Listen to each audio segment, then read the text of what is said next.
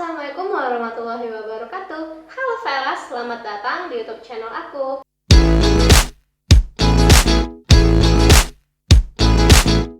Sihir telah dikenal sejak ribuan tahun lampau dalam sejarah umat manusia. Dari Mesopotamia kuno, Mesir, Eropa, dan Asia, aktivitas yang berkenaan dengan hal tersebut dikenal. Bahkan dalam kitab suci Abrahamik, sihir pun dapat ditemukan pada ayat-ayatnya. Walaupun masih menjadi misteri apakah sihir itu nyata atau tidak, namun dalam sejarah umat manusia pernah ada suatu kejadian nyata di mana penyihir atau yang lebih tepatnya dituduh sebagai penyihir diburu dan dieksekusi.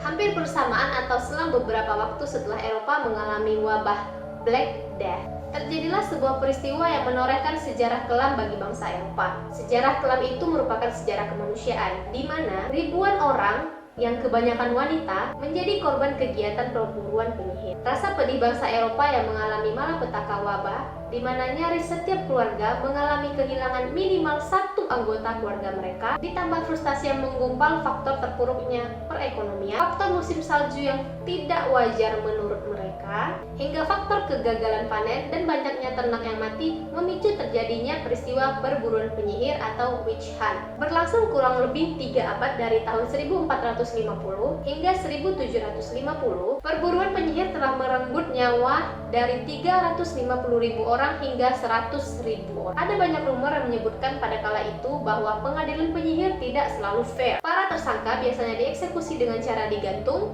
dipenggal, atau yang lebih terkenal dengan cara dibakar. Kisah mengenai penyihir masih menjadi salah satu misteri yang tidak diketahui oleh segelintir orang. Namun di balik ketidaktahuan tersebut, rupanya benar-benar ada sebuah kisah mengenai penyihir yang benar-benar ada di dunia ini. Ia menjadi salah seorang wanita yang paling diingat dalam sejarah bangsa Eropa. Wanita itu bernama Anna Goldie. Ia lahir di wilayah Saint Gallen pada tahun 1734.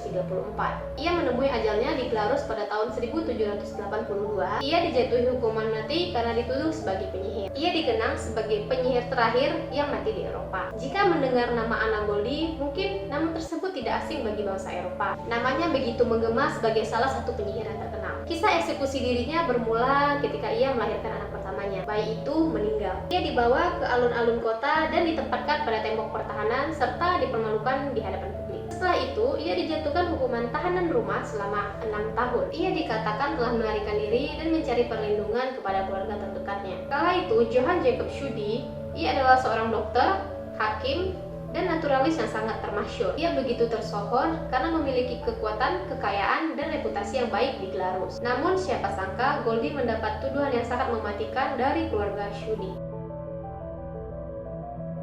Tuduhan Schudi atas Goldie itu disebabkan karena istri dan kelima anak mereka mendadak sakit hingga menemui kematian hanya 2 tahun berselang setelah Goldie memulai bekerja pada keluarga tersebut. 2 dari anak keluarga Schudi yang bernama Anna Maria dan Susanna mendadak sakit setelah ditemukannya bintik aneh pada makanan mereka. Goldie dicurigai karena pekerjaan utamanya adalah menyediakan makanan untuk anak-anak keluarga Schudi. Awalnya ia diusir keluar karena semakin banyak tanda-tanda aneh yang ada pada makanan anak-anak mereka. Tetapi setelah hari-hari ia pergi, Anna Maria menjadi sakit keras. Sekali lagi kecurigaan jatuh pada Goldie dan penduduk kota mulai mencurigai dia. Penduduk kota curiga bahwa Goldie telah menggunakan kekuatan supranatural untuk mencelakai anak tersebut. Maka setelah itu, dilakukanlah pencarian dan pengejaran atas nama Anna Goldie. Setelah melalui pencarian panjang, ia ditemukan pada kota kecil yang bernama Degershade. Lalu ia dibawa kembali ke Glarus pada tanggal 21 Februari 1782. Goldie diseret ke hadapan Anna Maria dan dipaksa menyembuhkan anak tersebut di bawah ancaman. Ajaibnya, anak tersebut berangsur-angsur mulai membaik. Namun nahasnya, Goldie malah disiksa dan anak tersebut menuntut atas apa yang telah menimpa hidupnya. Selama beberapa minggu, Anna Goldie disiksa dan dipaksa untuk mengakui semua perbuatannya. Pada akhirnya, ia mengaku bahwa ia telah membuat perjanjian kerjasama dengan para iblis